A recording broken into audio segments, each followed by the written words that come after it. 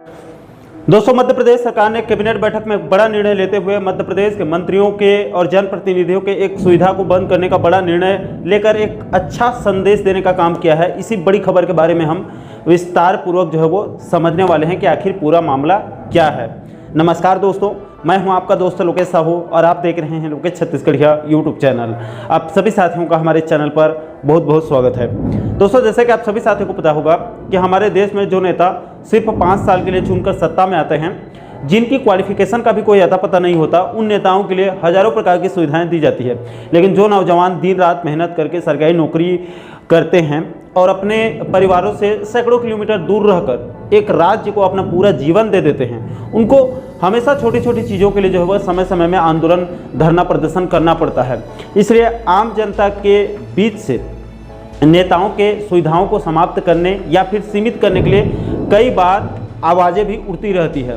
दोस्तों, अगर आपको उदाहरण के लिए छत्तीसगढ़ राज्य का ही एग्जाम्पल के लिए आपको बताऊं तो इस समय छत्तीसगढ़ के विधायकों, मंत्रियों, संसदीय सचिव, विधानसभा अध्यक्ष, उपाध्यक्ष, नेता प्रतिपक्ष और सभी विधायकों को प्रति महीने वेतन भत्ते के साथ साथ निर्वाचन क्षेत्र भत्ता, टेलीफोन भत्ता, अर्दली भत्ता, दैनिक भत्ता, चिकित्सा भत्ता, यात्रा भत्ता, इसके अलावा जितने बार विधायक या फिर मंत्री बनते हैं उतने बार की पेंशन जैसी कई सारी सुविधाएं नेताओं को मिलती है। दोस्तों, इस समय छत्तीसगढ़ के मुख्यमंत्री को 2,05,000 रुपये वेतन मिलता है। इसके अलावा कैबिनेट मंत्रियों को 1,90,000 रुपये वेतन मिलता है। संसदीय सचिव को 1,75,000 रुपये, विधानसभा अध्यक्ष को 1,95,000, उपाध्यक्ष को 1,80,000, नेता प्रतिपक्ष को 1,90,000 और सभी विधायकों को 1,60,000 रुपये प्रति महीने सिर्फ वेतन मिल रहा है। इसके अलावा मकान और सुरक्षा जैसी सुविधाएं अलग से मिल रही है। इसके अलावा दोस्तों, जो घपले घोटाले से नेता कमा रहे हैं उसको तो दुनिया की किसी एजेंसी के पास उसका हिसाब नहीं होगा। आप कायदे से जांच करेंगे, सीबीआई जांच या फिर ईडी जांच करवाएंगे तो भारत के ऐसे कई सारे विधायक आपको मिल जाएंगे जिनके पास 100 करोड़ से भी ज़्यादा की संपत्ति आपको मिल जाएगी। जो 2-3 बार विधायक रह चुके हैं, जिनका अच्छा खासा रुतबा है, उनके पास 100 करोड़ से भी ज़्यादा आपको संपत्ति आज के समय में मिल जाएगी। दोस्तों, छत्तीसगढ़ के अंदर बीते 4 सालों में 2 बार पूर्व की बघेल सरकार ने विधायक मंत्रियों के वेतन भत्ते में वृद्धि किया था, जिसमें बड़े मंत्रियों के 70 हज़ार रुपये तक वृद्धि किया गया था। इसके अलावा पूर्व की बघेल सरकार ने पूर्व विधायकों मंत्रियों के पेंशन और भत्तों में भी वृद्धि किया था। इसके अलावा बघेल सरकार ने विधायकों को रेल और विमान सफर के लिए 10-10 लाख रुपए तक देने का बड़ा निर्णय लिया था। यानी कि आप मानकर चलिए कि विधायक मंत्रियों के ऊपर से नीचे से जो है वो उनके पास ताबड़तोड़ कमाई होने के बाद भी राज्य सरकार इतनी सारी सुविधाएं दे रही है कि राज्य सरकार का जो है वो बजट बैठ जा रहा है। इसके अलावा दोस्तों, इसमें हैरानी वाली बात यह है कि इतनी सारी सुविधाएं मिलने के बाद भी विधायक मंत्री इनकम टैक्स नहीं भरते हैं और कई राज्यों में अगर इनकम टैक्स भरते भी हैं तो बाद में राज्य सरकार से उनको क्षतिपूर्ति मिल जाती है। यानी कि किसी विधायक ने मान लीजिए साल में 1 लाख रुपए इनकम टैक्स भर दिया तो उसको बाद में राज्य सरकार से क्षतिपूर्ति के रूप में वापस 1 लाख मिल जाता है। यानी कि दोस्तों, टेक्निकली रूप से विधायक मंत्री अपना इनकम टैक्स नहीं भरते हैं, कई सारे राज्यों में नहीं भरते हैं। इसमें हमारा छत्तीसगढ़ भी और मध्य प्रदेश भी शामिल है। अब दोस्तों, जिस प्रकार से छत्तीसगढ़ के अंदर विधायक मंत्रियों को जो सुविधाएं दी जा रही है, लगभग उसी तर्ज पर हमारे पड़ोसी राज्य में यानी मध्य प्रदेश में भी बराबर वेतन भत्ते और अन्य सुविधाएं दिया जा रहा है। इस पर कुछ सुविधाएं 2-4 हज़ार रुपये ऊपर नीचे हो सकती है, लेकिन सुख सुविधाएं में किसी प्रकार की कोई कमी, कोई दिक्कत नहीं है। दोस्तों, यहाँ पर आपकी जानकारी के लिए ये भी बता दूं कि मध्य प्रदेश के अंदर 1972 से यानी कि 52 सालों से एक नियम चल रहा था, जिसके चलते मध्य प्रदेश सरकार प्रति वर्ष मंत्रियों के इनकम टैक्स को भरती थी। यानी कि मध्य प्रदेश के मंत्रियों को सभी प्रकार की सुख सुविधाएं मिलने के बाद भी उनके इनकम टैक्स को राज्य सरकार भरती थी। इसको लेकर पिछले 5 सालों में यानी कि शिवराज सरकार के अंतिम कार्यकाल में मध्य प्रदेश सरकार को करीब 3 करोड़ और 24 लाख रुपए का सिर्फ इनकम टैक्स भरना पड़ा था मंत्रियों का।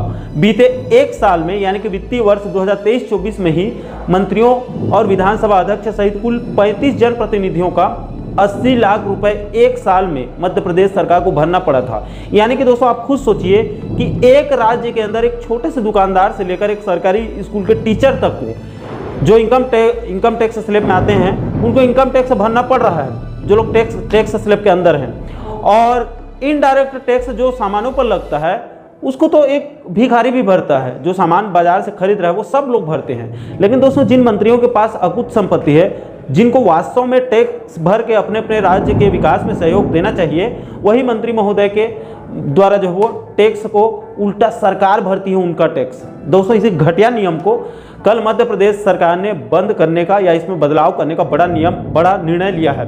दोस्तों, कल 25 जून को मध्य प्रदेश के अंदर मोहन सरकार की कैबिनेट बैठक बुलाई गई थी, जिसमें मध्य प्रदेश सरकार ने राज्य के विकास के लिए कई बड़े निर्णय लिए हैं, जिसमें एक महत्वपूर्ण निर्णय यह भी लिया गया है कि अब मध्य प्रदेश के अंदर मंत्री महोदय अपना इनकम टैक्स खुद भरेंगे, क्योंकि कल के कैबिनेट बैठक में मोहन सरकार ने मध्य प्रदेश मंत्री वेतन तथा भत्ता अधिनियम 1972 की धारा 9 में बदलाव करने का बड़ा निर्णय लिया है। इसके बाद अब मध्य प्रदेश के अंदर मंत्री महोदयों को खुद अपना इनकम टैक्स सरकार को देना पड़ेगा और राज्य के विकास में अपना योगदान देना पड़ेगा। दोस्तों, यहाँ पर आपकी जानकारी के लिए ये भी बता दूं कि दैनिक भास्कर में 24 जून को परसों एक खबर प्रकाशित की गई थी, जिसमें बताया गया है कि इस समय मध्य प्रदेश, छत्तीसगढ़, हरियाणा, झारखंड, आंध्र प्रदेश और तेलंगाना यानी कि भारत के 6 राज्य ऐसे हैं जहां पर मंत्रियों और अन्य जनप्रतिनिधियों के इनकम टैक्स को राज्य सरकार भरती है। इसमें कल मध्य प्रदेश ने बंद करने का यानी बदलाव करने का निर्णय जो है वो लिया है कल के कैबिनेट बैठक में। ऐसे में अब भारत के 5 राज्यों में अभी भी मंत्रियों के इनकम टैक्स को राज्य सरकार भर रही है।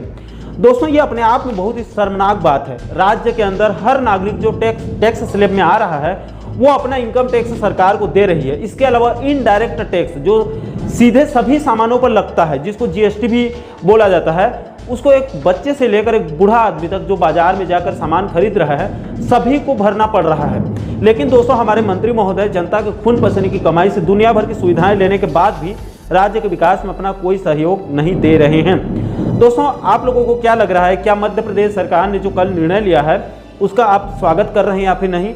और क्या एमपी के तर्ज पर अब छत्तीसगढ़ सहित बाकी के अन्य राज्यों में जहां जहां पर मंत्रियों और अन्य जनप्रतिनिधियों का इनकम टैक्स को राज्य सरकार भर रही है उसको तत्काल बंद कर देना चाहिए अथवा नहीं, ताकि सभी मंत्री भी खुद अपना इनकम टैक्स भर के अपने अपने राज्य को उन्नति और विकास में अपना बहुमूल्य योगदान दे सकें, ताकि उनको आदर्श मानकर वहाँ की आम जनता भी ईमानदारी पूर्वक सभी लोग अपना टैक्स भरे, जिससे राज्य के उन्नति और विकास में तेजी आ सके। दोस्तों, इस मुद्दे को लेकर आप लोगों की क्या राय है, नीचे आप लोग कमेंट बॉक्स में अपनी अपनी प्रतिक्रिया आप लोग जरूर दीजिएगा।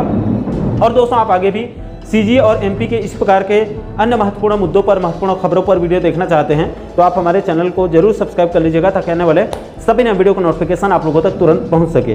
दोस्तों, अभी के लिए फिलहाल इस वीडियो में इतना ही। मुझे दीजिए इजाजत, मैं मिलता हूं आपसे एक और महत्वपूर्ण मुद्दे के साथ, महत्वपूर्ण टॉपिक के साथ। तब तक के लिए जय हिंद, जय छत्तीसगढ़।